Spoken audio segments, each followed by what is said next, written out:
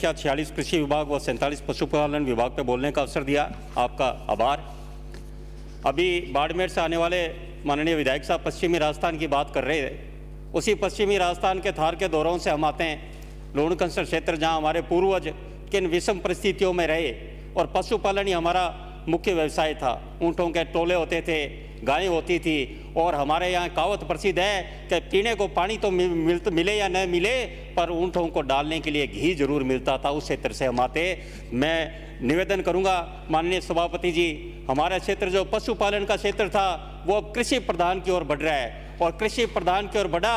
माननीय बाड़मेर साहब से आने वाले विधायक जी, आप भी इस बात को मानेंगे कि हमारा क्षेत्र, आपका क्षेत्र राजस्थान आगे बढ़ा, वो देन है स्वर्गीय भैरव सिंह जी शेखावत साहब की, जिन्होंने 1990 में गांव में ट्यूबवेल खोलने के लिए प्रोत्साहन दिया, जिससे गांव-गांव में ट्यूबवेल खुदने लगे पश्चिमी राजस्थान में। डूंगरगढ़ से आने वाले विधायक मेरे सामने बैठे हैं, इनके यहाँ भी क्षेत्र में क्रांति उसी समय आई। ये क्रांति आई भैरव सिंह जी शेखावत की योजना के कारण और उसको आगे लेके गए। जब अटल बिहारी वाजपेयी जी देश के प्रधानमंत्री बने, किसान क्रेडिट कार्ड केसीसी योजना लेकर आए तो उन किसानों का हौसला बढ़ा। जो किसान ऋण के लिए अपनी जमीनें गिरवी रखता था, कभी किसी का अडाने जमीन रखता था, जमीनें खो देता था, ये केसीसी ऐसी उसके लिए जीवन यापी लाइफ सेविंग योजना आई, जिससे किसान कहीं भी जाता, बैंक में जाता, लोन लेता और वो अपने यहाँ ट्यूबवेल बनाए। और ऐसे ट्यूबवेल बने कि हमारा क्षेत्र बीकानेर के लोणकंसर क्षेत्र आज खेती में क्रांति में इतना आगे है कि आज हमारे वहाँ मूंगफली है, जो राजकोट ऑफ इंडिया कहा जाता है, वो हमारा क्षेत्र है। पर उससे पहले मैं और बात आपको जवाब दूंगा माननीय बाड़मेर से आने वाले विधायक जी, केसीसी से क्रांति है, आपकी आत्मा मानती है, पश्चिमी राजस्थान के सारे हम किसान मानते हैं, पर एक योजना और है जिसको आप भूल रहे हो, केसीसी योजना के बारे में, कि जब आपकी सरकार मनमोहन सिंह जी की 10 साल थी पर आपने ये प्रयास नहीं किया कि ठीक है कोई नई योजना लेकर आए वाजपेयी जी। उसमें एक छोटी सी त्रुटि रही थी कि किसानों को हर 6 महीने में रोल ओवर कराना पड़ता था, तो उसमें रोल ओवर के लिए किसान कई बार पैसे नहीं होते तो किसी से ब्याज पे लेता था, तो एक दिन के ज़्यादा ब्याज लेते थे। जब 10 साल आपकी सरकार ने कुछ नहीं किया, मोदी जी की सरकार आई और उसने रोल ओवर को बंद किया, जिससे किसानों को और फायदा मिला। आपने 10 साल इसलिए बंद नहीं किया कि कांग्रेसी के दलाल वो थे, वो पैसे लेके खड़े होते थे और ब्याज पे पैसे देते थे, और इसीलिए आप इस मोदी जी को गालियां इसीलिए देते हो क्योंकि ये दलाली की दुकानें जो मोदी जी ने बंद करी वो सबसे ज्यादा आपके कांग्रेसियों पे चोट पहुंची। आप योजना देखिए, प्रधानमंत्री फसल बीमा योजना, अरे आप 10 साल थे, मनमोहन सिंह जी ने उस योजना में सुधार क्यों नहीं किया? क्यों मोदी जी को आकर इस योजना में सुधार करना पड़ा? और उस सुधार का मैं छोटा सा विवरण दूं कि खरीफ 2020 में लोणकंसर में हमारे क्षेत्र में 126 करोड़ रुपए किसानों को मिले।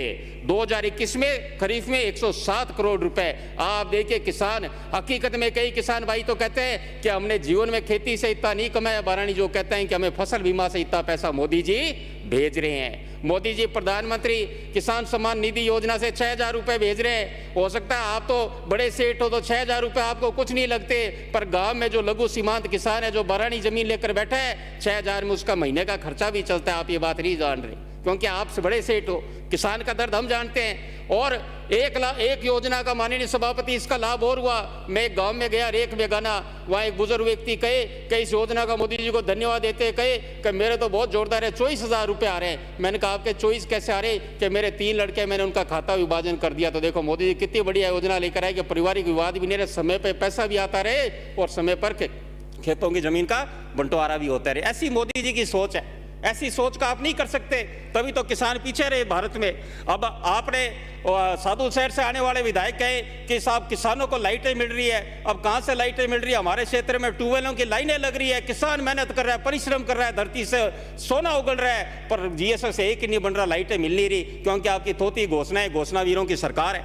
घोषणा करने में क्या जाता है पर करने में जोर आता है। जैसे मैंने निवेदन किया कि हमारा क्षेत्र मूंगफली में, सरसों, गेहूं, कोई ऐसी फसल नहीं जहां लोणकंसर क्षेत्र के किसान उत्पादन में नई कीर्तिमान स्थापित नहीं कर रहे। मैंने आपसे निवेदन किया सभापति जी, हमारा क्षेत्र आज भी राठी गायों के लिए प्रसिद्ध है। राठी गायें हमारे क्षेत्र के विश्व में प्रसिद्ध है। एक गाय कम से कम लाख 1.5 लाख की गाय आगे जाती है, तमिलनाडु तक लोग आके लेके जा रहे हैं। तो हमारा डेयरीज वहाँ पर बहुत सारी आई हैं, प्राइवेट डेयरीज, भारत की सारी नामी डेयरीज वहाँ पर लोणकंसर क्षेत्र में है। और जिस तरह एग्रो वेस्ट में मैं कह रहा हूँ, नरमा हमारे क्षेत्र में हो रहा है, सरसों हो रही है, तो मेरा निवेदन ये है माननीय कृषि मंत्री जी से, सरकार से, कि लोणकंसर में मिनी फूड पार्क लोणकंसर में खोला जाए और माननीय कृषि मंत्री तो हमारे बीकानेर जिले के प्रभारी हैं, वैसे वो बीकानेर जिले में आते नहीं है, मीटिंग नहीं लेते। वहाँ पे चर्चा ये है कि कुछ भ्रष्ट अधिकारियों के कारण माननीय मंत्री जी का मन नहीं करता बीकानेर आने के लिए, इसलिए प्रभारी मंत्री ने पिछले 1-1.5 साल में कोई भी मीटिंग जिला में नहीं ली। अब ऐसे भ्रष्ट अधिकारियों को भी सरकार वहाँ से हटाए कि प्रभारी मंत्री जी बीकानेर में आते हुए मीटिंग लेते हुए संकोच करें, तो इससे किसानों का और जिले के लोगों का क्या भला होगा। मैं आपसे सभापति जी ये भी निवेदन करूंगा कि जो डिगी निर्माण की महत्वपूर्ण भूमिका जिसने हमारे क्षेत्र में क्रांति में कृषि में लेकर आई, उसके लिए वर्तमान सरकार ने आते ही बड़ा किसानों के साथ अन्याय किया। इसमें प्रायोरिटी वाइज नंबर था पहले, आप हर चीज में सरकार प्रायोरिटी करती है कि आप चाहे बिजली का कनेक्शन लो तो उसमें प्रायोरिटी। इसमें सरकार की, राजस्थान सरकार की ऐसी क्या मजबूरी रही कि इन्होंने इसमें लॉटरी सिस्टम निकाला। एक किसान बेचारा 4 साल 5 साल पहले उसने लगाया हुआ, उसका नंबर नहीं आ रहा, एक किसान कल लगा रहा है उसका लगा रहा है। तो मेरा सरकार से निवेदन है कि इसमें प्रायोरिटी वाइज की जगह आप प्रायोरिटी वाइज रखो, लॉटरी सिस्टम हटाया जाए।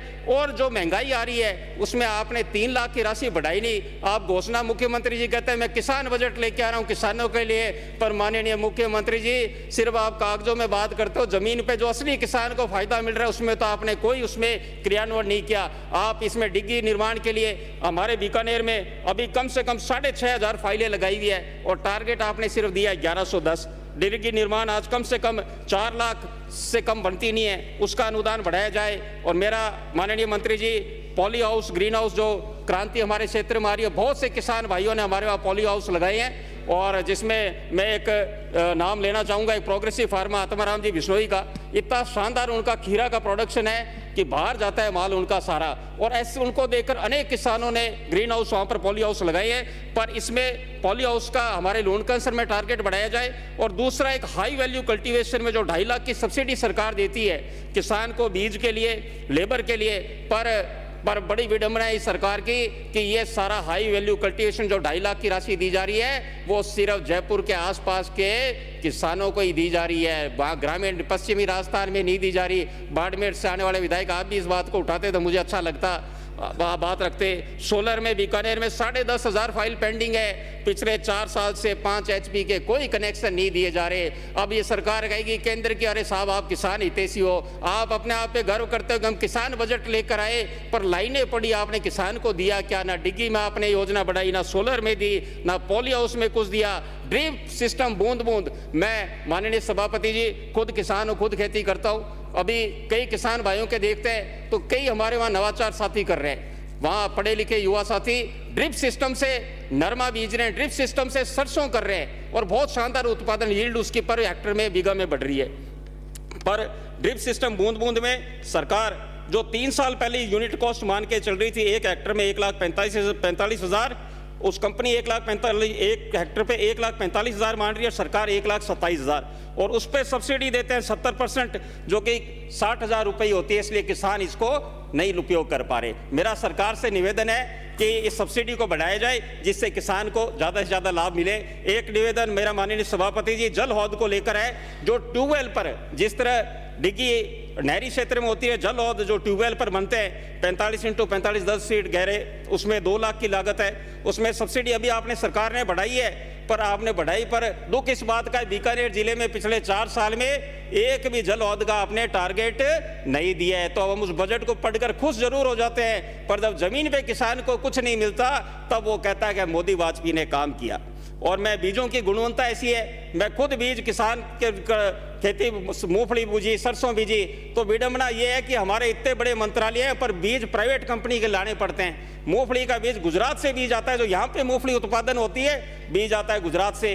अभी हमारे नौका से आने वाले विधायक जी ने जिन कंपनी का सरसों का नाम लिया, उस बीज का उसका हम खुद वो 700 रुपये, 700 नहीं 900 रुपये में बीज में लेके आया। तो हमारे विभाग कर क्या रहे, कहीं भी हमारा प्रचार नहीं, कहीं भी हमारे बात नहीं। आप बात खाद उपलब्धता के चलो DAP यूरिया सब बता दिया कि काला बाजारी वो एक अलग विषय है। मैं माननीय सभापति जी आपके माध्यम से 2-3 निवेदन करूंगा। एक कार्यालय सहायक निदेशक का कृषि विस्तार कार्यालय लूण कैंसर में खोला जाए, महाजन में कृषि मंडी खोली जाए, और किसानों को कृषि सिंचाई हेतु जो फवारा पाइपलाइन व ड्रिप है वो प्रत्येक 5 वर्ष में 5 वर्ष में वापिस खरीदने हेतु अनुदान दिया जाए।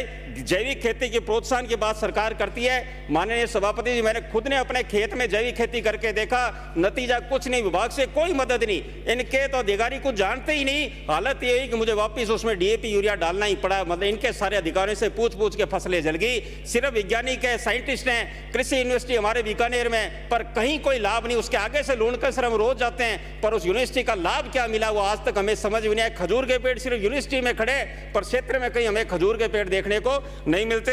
माननीय सभापति जी, अंतिम बात कहते अपनी बात को समाप्त करते हुए कि लंपी में सरकार ने बड़े बड़े वादे किए, पर कड़वी हकीकत यह है, जिस क्षेत्र से मैं आता हूं उसके कई गांव ऐसे हैं जहां हजार हजार गाय एक गांव में खत्म हुई है। मेरे सामने कई गांव में 10-10, 15 गाय एक दिन में तड़पती देखी है। ये आंकड़ा पूरा असत्य आंकड़ा राजस्थान सरकार ने दिया, और आंकड़ा तो असत्य दिया ही, अब गांव में लड़ाई करा रहे हैं। वो आंकड़ा जो कर्मचारी भेज रहे हैं वो सिर्फ कांग्रेस के जो नेता हैं उनके कहने पर, जिसके किसानों के वो कह रहे हैं गाय उनकी बता रहे हैं, बाकी दूसरों की बता नहीं रहे गायों की मृत्यु। तो ये सरकार ने उस समय कहा गई जब गायों की मृत्यु, तब तो इन्होंने कोई कार्य किया नहीं। और बड़ी विडंबना है, ना तो उस समय सरकारी तंत्र का कोई संभागीय आयुक्त, तो बीकानेर कलेक्टर, संभागीय आयुक्त कहीं नहीं गए क्षेत्र में, सबको छोड़ दिया। कोई ना कई कर्मचारी गए, वो तो गांव के उनमें नौजवानों को और गांव के पशु प्रेमियों को धन्यवाद दूंगा जिन्होंने उन गायों को बचाने के लिए बीड़ा उठाया। सरकार ने तो जिस तरह किसान में आंख मींची, वैसी पशुपालन विभाग में आंख मींच कर बैठे रहे। ना हमारे वहां डॉक्टर, ना हमारे वहां कंपाउंडर, ऐसा पशुपालन विभाग का हाल है जैसा कृषि का हाल है। तो आपने मुझे बोलने का अवसर दिया, बहुत बहुत धन्यवाद। जय हिंद, जय भारत।